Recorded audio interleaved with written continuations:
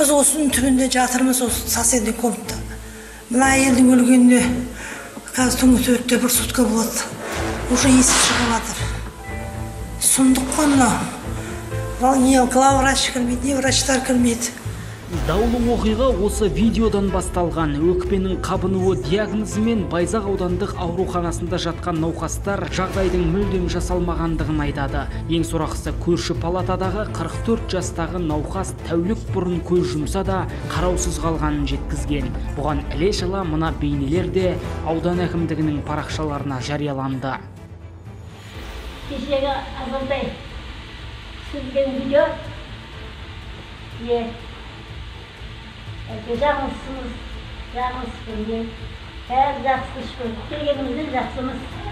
Жағдайды білмекке аудандағы ауруханаға арнайы бардық. Мұндағы дәрігерлер емнің тиісті дәрежеде жүргізіліп жатқанын жеткізді. 1 шілдеден бастап мекемеге облыс бойынша 105 пациент қабылданып, қазіргі таңда 120 адам коронавируспен қатар пневмониядан емделіп жатыр.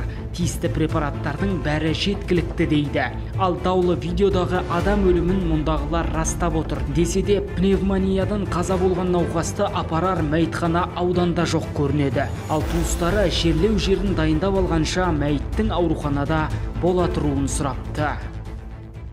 Аудандық орталық ауруханада мәйітхананың жоқтығынан біз өзіміз санпинг режимі бойынша обработка жасап, орап туыстарына береміз. Сонда ол 3-4 сағаттың ішінде қайтыс болған адамды алып кетіп жатыр. Аурумен арпалысқан дәрігерлерді даттаған видео қоғам арасында біраз наразылық тудырған болатын. Ал ауру алқымнан алғанда мұндай керағар әрекеттер медицина мамандарын қолдау емес, қорлау дейді мекеме басшысы.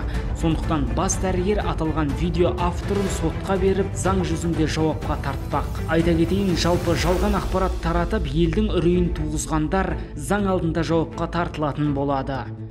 Мерей Байет, Мержан Ерболатов, Тара 24.